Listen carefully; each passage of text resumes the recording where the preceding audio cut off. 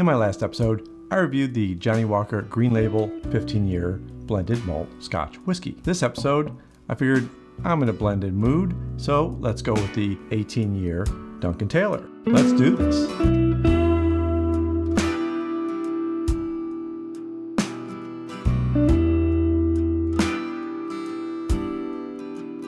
Welcome to Whisky Riffs. If this is your first time here, I'm Kevin, and I appreciate you tuning in and watching this video, and also all the comments I've been getting on a lot of these reviews. They're wonderful. Thank you. Keep it up.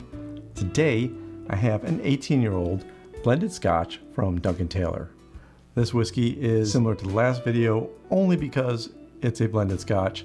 The Green Label from Johnnie Walker, which I did last episode, is actually a blended malt Scotch whiskey, which meant it had single malts in it. This whiskey, on the other hand, is not guaranteed to have single malts in it. They just call it a blended Scotch. So it could have a blend of single malts and just Scotch whiskeys. And you don't know what's necessarily in there. They say it's a refined blend of whiskeys from 18 to 35 years old.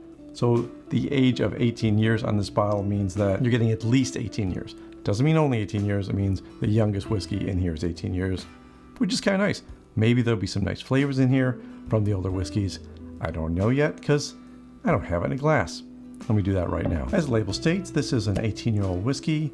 It has a 40% ABV. No clue whether it's got any coloring in it or not. Probably it does, and I'm sure it's chill filtered. I bought it for $62 at Total Wine. It's aged in ex-sherry and bourbon casks for at least 18 years. I don't know how much time it spent in the final blending stage of the process. So the bourbon and sherry cask whiskeys are probably the scotches that are coming into this blend, not necessarily anything that's done after this has been blended together. I'm hoping to get some nice flavors out of the older whiskeys that are in this blend, and it could be awesome. Just because it's not a single malt doesn't mean it's bad. There's plenty of good whiskeys out there that are not single malts. I don't know a ton about Duncan Taylor except what I read online. They originated in Glasgow and they were a broker for whiskeys. They would collect different whiskeys and the casks and then resell them. Today, they're moved to Huntley. I think they moved in 2002.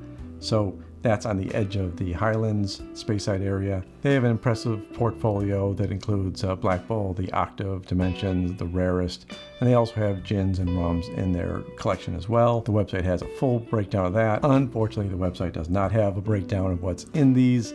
They're pretty quiet about that. I'm sure there's somebody out there that knows what's in the Duncan Taylor blends, and if you do know, I would love to hear about it. Let me know in the comments, all you experts out there. But as a whiskey broker, I would imagine they've collected some really nice casks over the years, so I'm looking forward to trying this. In fact, why not dig into it right now? Ooh, that's a very pretty nose. I guess I was expecting smoky and peaty. I have no idea why. That makes no sense at all. Let me go back in here. Ooh, I'm getting some apples and pears, a little bit of a floral note. There's a malty note there, of course.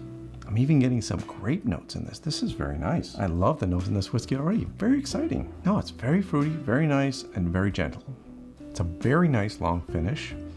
Some really intense oak spice, which I wasn't quite expecting. I'm getting some of the darker fruit notes now on the flavor, maybe some plums. I'm getting a little pepper spice. The nose is still giving me brighter fruits, and the taste is giving me the darker fruits.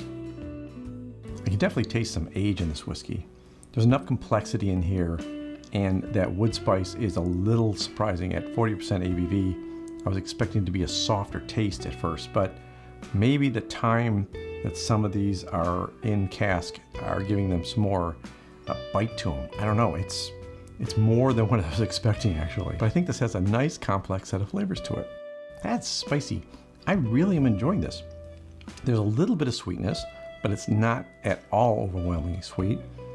The darker fruit notes are just peripheral. They're not the first thing you hit you. And I really love the nose. Yeah, that nose is apple and grapes and I don't know. That's just a lot of fruit on the nose. That's a very pretty nose on a whiskey. Yeah, this tastes like a very lovely Scotch. I'm terribly impressed with this. So I paid basically $62 for this 18-year bottle of whiskey.